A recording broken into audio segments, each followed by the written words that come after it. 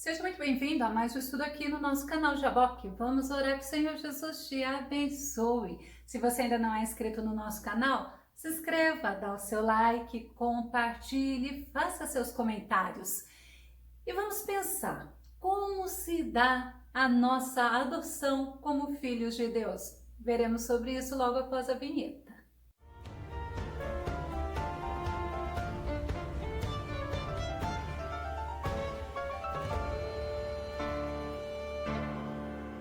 É justamente através da nossa adoção que nós somos aceitos por Deus. Vamos ao tema de hoje. Somos adotados por Deus. O nosso texto base está em Romanos, no capítulo 8, verso 15, a parte B do versículo. Mas recebeste o espírito de adoção de filhos, pelo qual clamamos, Abba, Pai. Que tremendo saber que você é um filho de Deus, que você se tornou um filho de Deus. Adotar é aceitar legalmente alguém como filho, concedendo-lhe direitos. É tornar seu o que antes não era. E aí a gente vê que nós passamos a ser filhos de Deus. Vamos pegar o exemplo da nação de Israel. A nação de Israel foi uma nação adotada por Deus. Deuteronômio 7, versículo 6. Porque povo santo és ao Senhor teu Deus, o Senhor teu Deus te escolheu para que lhe fosses o seu povo especial de todos os povos que há sobre a terra. Olha que tremendo! Deus faz uma aliança com Abraão e a partir de Abraão é formado a nação de Israel. É interessante que você vê que Deus é um Deus que quando ele adota, ele transmite segurança e é uma segurança inquestionável. Vamos ver novamente sobre a nação de Israel. Zacarias 2:8. Porque assim diz o Senhor dos Exércitos, depois da glória, ele me enviou às nações que vos despojaram, porque aquele que tocar em vós, toca na menina do seu olho. E aí nós paramos um pouquinho para pensarmos sobre nós, trazendo esse versículo, aplicando em nós somos também considerados como a menina dos olhos de Deus. O Senhor, ele cuida de nós, e aquele que ousar tocar em qualquer um dos filhos de Deus está tocando na menina dos olhos dele. É perigoso. Quem é adotado por Deus? Quem é adotado por Deus tem um perfil que é aceito pelo Pai Celestial. Paulo fala em 1 Coríntios 6:11, ele responde a nossa pergunta. 1 Coríntios 6:11, é o que alguns têm sido, mas haveis sido lavados, mas haveis sido santificados, mas haveis sido justificados em nome do Senhor Jesus e pelo Espírito do nosso Deus. Olha só o novo perfil que nós passamos a ter: lavados, santificados e justificados. Por quem?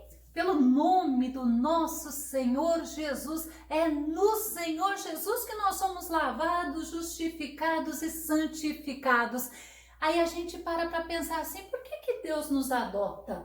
Quem adota alguém demonstra amor. E nós somos uma criação de Deus especial, conforme a gente vê em Gênesis capítulo 1, verso 27. E criou Deus o homem à sua imagem. A imagem de Deus o criou, homem e mulher os criou. Nós somos especiais para Deus. Deus, quando ele nos fez diferente do que ele fez o animal. Ele nos fez a sua imagem, a sua semelhança. Então nós somos uma criação especial de Deus. Mas quem aceita o sacrifício de Jesus Cristo, o Filho unigênito de Deus, o sacrifício que ele fez lá na cruz do Calvário, ele deixa de ser criatura e passa a ser filho. João 1:12 fala assim: mas a todos quanto receberam, deu-lhes o poder de serem feitos filhos de Deus,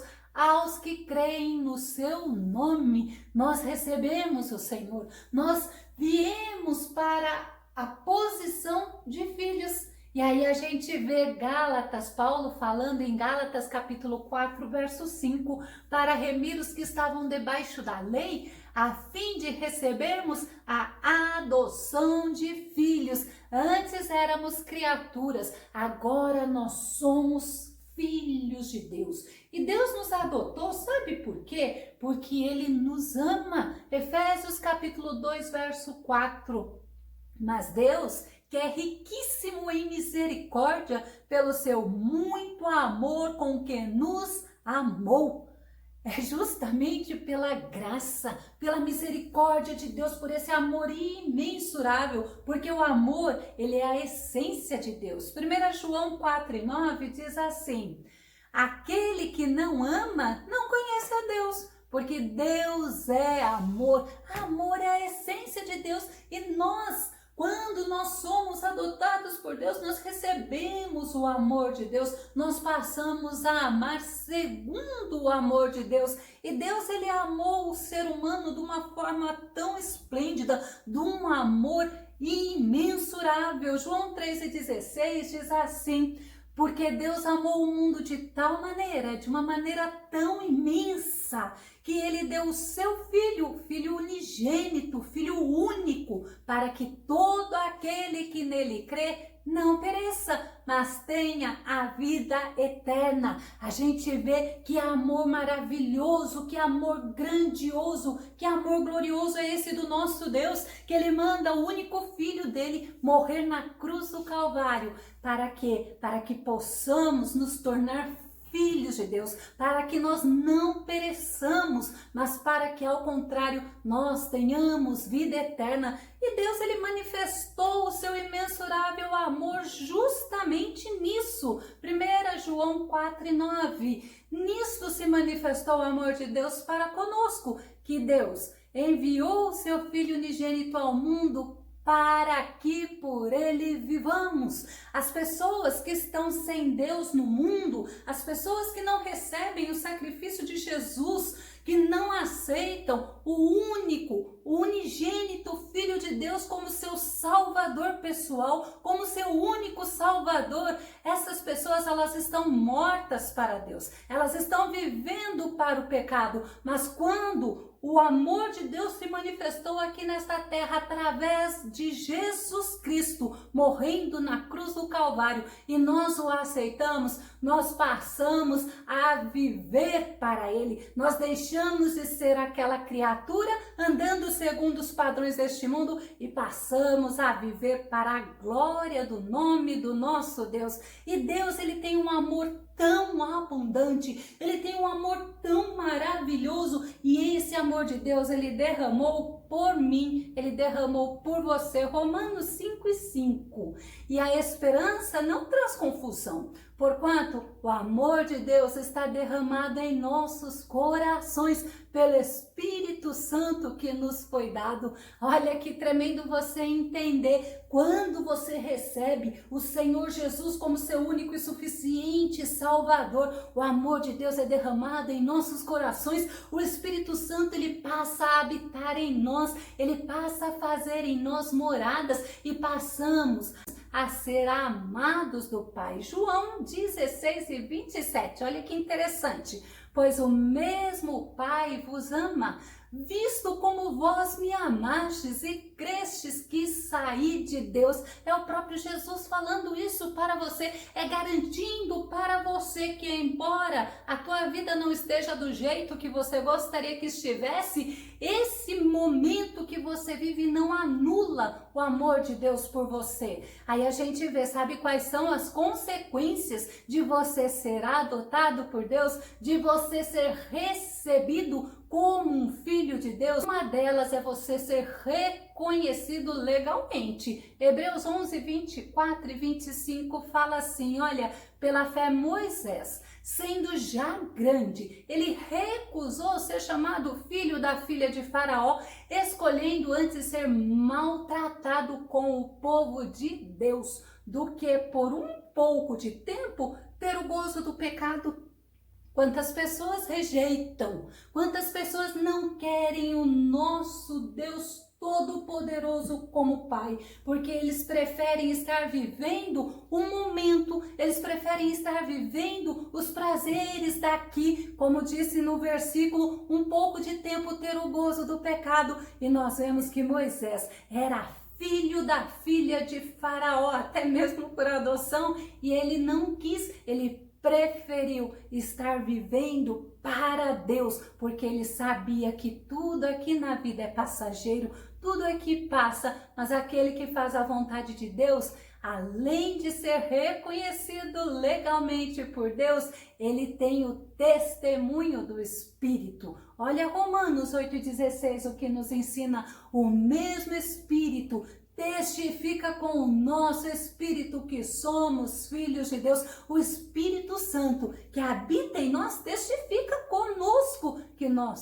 somos filhos de Deus. Nós temos o testemunho do Espírito. Aí você olha assim: tá, então eu tenho o Espírito Santo habitando em mim, eu sou reconhecido legalmente por Deus como filho dele, o Espírito Santo passa a habitar em mim e eu tenho herança. Romanos 8,17, Paulo fala isso. E se nós somos filhos, somos logo herdeiros também. Herdeiros de Deus e co-herdeiros de Cristo, ou seja, vamos reinar com Cristo, vamos herdar com Cristo. Se é certo que com Ele padecemos, para que também com Ele sejamos glorificados. A gente vê que o sofrimento deste tempo presente não vão se comparar com a glória que Deus tem preparado para você. Às vezes você fala: eu não aguento mais, eu estou a ponto de jogar tudo pelo ar. Não faça isso não, sabe por quê? Porque o sofrimento deste tempo presente não vai se comparar com o que Deus tem preparado para você. E você tem herança. Além de você ter herança, você faz parte da família real. Sabe que família real é essa? Da família celestial. Mateus 28:10, Jesus fala assim: então Jesus disse-lhes: não temais, e de dizer aos meus irmãos que vão a Galileia e lá me verão. Tenha certeza que você tem um lugar preparado. Não tenhas medo, porque o que Deus tem preparado para você, que faz parte da família real, é algo glorioso. Olha Efésios 2,19, o que nos ensina: assim que já não sois estrangeiros, nem forasteiros, mas concidadão dos santos e da família de Deus.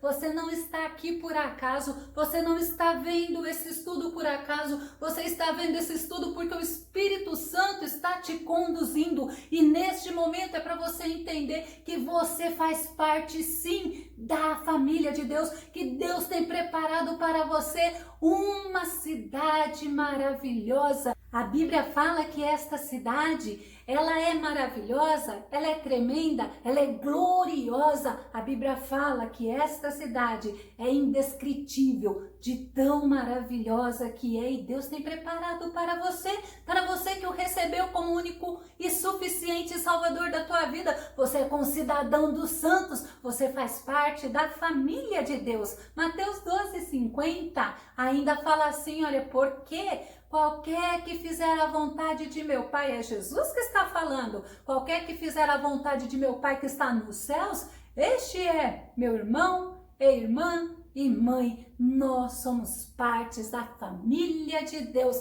Mas será que você está vivendo para agradar a Deus? Será que, como Jesus fala, você está fazendo a vontade de Deus? Porque se você está fazendo a vontade de Deus, então você é considerado parte da família de Deus. E é lindo que quem é parte da família de Deus, quem faz parte da família de Deus, coloca fim no medo. Medo que os servos têm. Os servos, eles temem o seu Senhor. Mas nós que fazemos parte da família de Deus, nós não temos medo, típico dos servos. Romanos 8,15 fala assim: porque não recebeste o espírito de escravidão. Olha que tremendo. Para outra vez estardes em temor, mas recebeste o espírito de adoção de filhos, pelo qual clamamos: Abba, Pai. Pelo qual falamos: papaizinho, paizinho lindo. É isso que o Senhor nos torna, parte da família dele. Em Deus agora nós temos uma grande amizade. João 15,15 diz: já vos não chamarei servos, porque o servo não sabe o que faz o seu senhor, mas tenho-vos chamado amigos, porque tudo quanto ouvi de meu Pai vos tenho feito conhecer. Olha o que o Senhor Jesus fala para você. Às vezes você está buscando amizade em pessoas que são seres humanos falíveis. Às vezes você está tão decepcionado com as amizades deste mundo, mas olha o que Jesus quer ter com você. Jesus quer ser teu amigo. Jesus quer ter uma grande amizade com você e Ele te chama de amigo. Porque Ele quer falar com você, Ele quer estar com você. E eu te pergunto, você quer ser amigo do Senhor? Você quer o Senhor como teu amigo? Vamos entender que nós temos um Pai. Nosso Pai é celestial, por isso que Jesus, na oração do Pai Nosso, ele fala Pai Nosso. E esse Pai Nosso, ele quer que nós entendamos que temos uma filiação espiritual, Efésios 2:3, entre os quais todos nós também, antes, andávamos nos desejos da nossa carne, fazendo a vontade da carne e dos pensamentos, e éramos por natureza filhos da ira, como os outros também. Olha para você ver, quando nós estamos separados de Deus, quando nós não queremos o Senhor Deus como nosso Pai, nós passamos a ser filhos da ira. Mas quando nós nos reconciliamos com Deus, esta reconciliação é feita somente a partir de Jesus Cristo,